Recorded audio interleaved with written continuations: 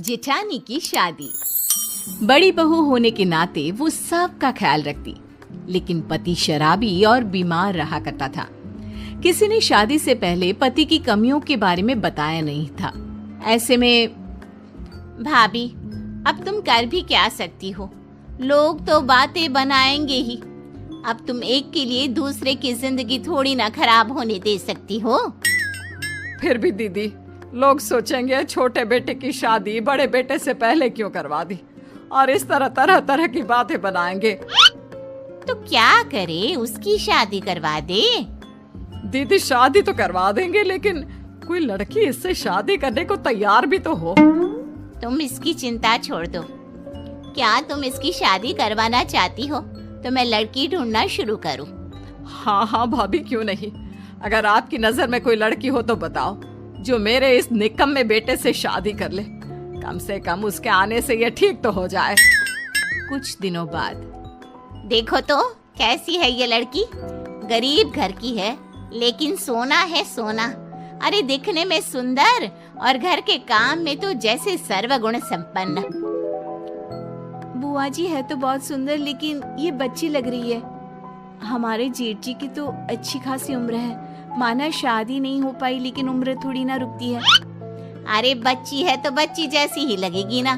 तुमसे 5 साल छोटी है, लेकिन सुंदर और संस्कारी है। कमल के लिए इसका ही रिश्ता लाई हूँ, और लड़की छोटी हो तो ही कब्जे में रहती है। क्या कमल के लिए रिश्ता मिल गया? मुझे तो दिखा लड़की की फोटो। लेकिन बुआ जी, ये लड़की जेठ जी से बहुत छोटी है, और इस लड़की के घर वाले मान गए क्या इस रिश्ते के लिए? उन्हें सब कुछ बता तो दिया है ना आपने? और नहीं तो क्या, लड़की वाले मान गए हैं, इसीलिए तो तुम्हें दिखाने लाई हूँ। लड़की वाले गरीब और भले लोग हैं। लड़की के पिता नहीं है, इसलिए उनको रिश्ते के लिए मनाना मेरे लिए और आसान हो गया। अच्छा, लेकिन लड़के और कमल के बीच उम्र का कुछ ज्यादा फर्क नहीं लगेगा? अरे तो क्या हुआ, इतना तो चलता है। और सबसे बड़ी बात, लड़की वाले मान गए हैं। बेचारे गरीब है ना, इसलिए इतना अच्छा रिश्ता अपने हाथ से जाने थोड़ी ना देंगे। तो मैं रिश्ता पक्का समझू ना? हाँ हाँ, क्यों नहीं। हमें तो बस उसका घर बसा दिखना चाहिए, बाकी उससे वैसे भी मतलब नहीं है हमें। ऐसे ही कुछ दिनों बाद जेठ जी की शादी हो जाती है, लेकिन शादी के कुछ ही दिनों बाद जेठ की मौत हो जाती है। बहुत बुरा हुआ उसके साथ। अभी अभी तो उसकी शादी हुई थी, और शादी के कुछ दिनों बाद ही मौत। भगवान ऐसा दिन किसी माँ को ना दिखाए। लड़की के पैर सही नहीं थे। बुआ जी, ये सब कहना बंद कीजिए। आप देख नहीं रहे माँ जी की हालत, और उनकी बीवी को तो देखिए। अभी तो घर आई थी और पति नहीं रहा, ऊपर से आप। लगता है वो लड़की ही खराब थी इनके कमल के लिए, तभी तो शादी होने के बाद ही पति की मौत हो गई। भगा दो अभी से यहाँ से। हाँ, मुझे भी यही लगता है, क्योंकि मैंने भी यही सुना था कि इसके पैदा होते ही इसके पापा की मौत हो गई थी। लगता है इसके पैर खराब है। जिस घर में भी जाएगी अपने साथ अपनी ये मनहूसियत लेकर जाएगी। ये तो बहुत बुरा हुआ इनके बेटे के साथ। नई बहू घर आते ही बेटा घर छोड़कर चला गया। इस तरह आस पड़ोस की औरतें मिलकर कुछ दिनों तक नई बहू पर इल्जाम लगाती रहती है, उसके बारे में गलत गलत अफवाह उड़ाते रहते हैं, और ये बात सोनम देख नहीं पाती। फिर एक दिन, मेरे कारण पहले पापा नहीं रहे, फिर ये मैं ही मनहूस हूँ। आप लोग मुझे घर से निकाल दीजिए। नहीं नहीं भाभी, कैसी बात कर रही हैं? इन लोगों को तो जवाब मैं देती हूँ। फिर बहू पड़ोसियों को कहती है, आप सबको क्या लगता है जेठ जी के गुजर जाने का गम केवल मम्मी जी को है और जेठानी जी को नहीं? वो उनके भी पति थे, जिसके साथ कुछ समय पहले ही इनकी शादी हुई थी, और शादी के कुछ समय बाद ये सब हो गया।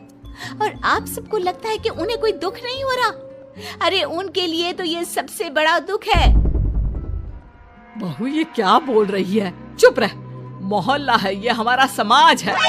समाज ही तो है ना माँ जी, किसी भी हाल में खुश नहीं रहने देगा ये।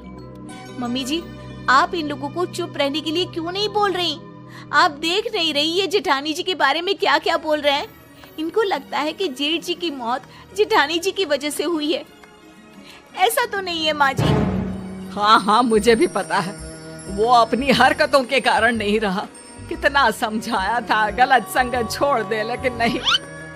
माँ जी वो कोशिश कर रहे थे कि वो सब छोड़ दे, लेकिन देर हो गई। जब मम्मी जी आपको सब पता है तो आप इनको बोलती क्यों नहीं? सच में तो ये सब भी जानती हैं, लेकिन इन लोगों को बस बातें बनाने के लिए चाहिए जिसे ये कोस सके। सही कह रही हो ना? आप सभी जानते हो जेठ जी की मौत उनके खुद की वजह से हुई है, उनके शराब पीने की वजह से। और जिस बुरे हालातों में हमें उस बेचारी औरत का साथ देना चाहिए, आप सब लोग मिलकर उसे कोस रहे हो। अरे बहू तू गलत समझ रही है, उनके कहने का ये मतलब नहीं था। और बुआ जी आप ही तो ये रिश्ता लेकर आई थी ना, आपने भी कुछ नहीं बोला।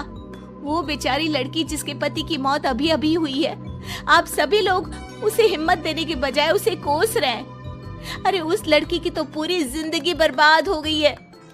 उसे अपनी पूरी जिंदगी एक शराबी की विधवा बनकर गुजारनी पड़ेगी। सोचिए इस वक्त उस पर क्या गुजर रही होगी। जिस उम्र में उसे घूमना फिरना चाहिए, अपने जिंदगी को खोलकर जीना चाहिए, उस उम्र में वो एक विधवा बनकर काटेगी। और ऊपर से उसे ये भी सुनना पड़ेगा कि वो विधवा खुद की वजह से हुई है। ये सब है आप लोगों की सोच। शर्म आती है मुझे आप सब पर। तभी एक पड़ोसन बोल पड़ती है, तू तो बड़ी वकील बन रही है ना, तो करवा दे जेठानी की शादी। अरे कैसी बात कर रही हो, दूसरी शादी, वो भी बहू की? अरे हम ना करा पाएंगे, रहे इसी घर में, बनाए भी खिलाए भी। नहीं नहीं भाभी, अब ये पाप हम नहीं करेंगे। अरे ठीक ही तो बोल रही है छोटी बहू, हमने शादी कराई थी वो भी सब जानने समझने के बाद। हम अब बड़ी के लिए रिश्ता लेकर आएंगे। आखिर उसकी माँ ने मुझ पर भरोसा किया था, मैं अपना फर्ज निभाऊंगी। ये हुई ना बात। और अब हम करेंगे सारा खर्चा जेठानी जी की शादी का। हाँ सही बात है बहू, हमने इसके साथ धोखा किया। जिस बेटे को हम नहीं संभाल पा रहे थे, उसे इस बच्ची के हवाले कर दिया। बहू की ये बात सुनकर सभी बड़ी बहू से माफी मांगते हैं और सास और देवरानी मिलकर अपनी जेठानी की दूसरी शादी करवाते हैं।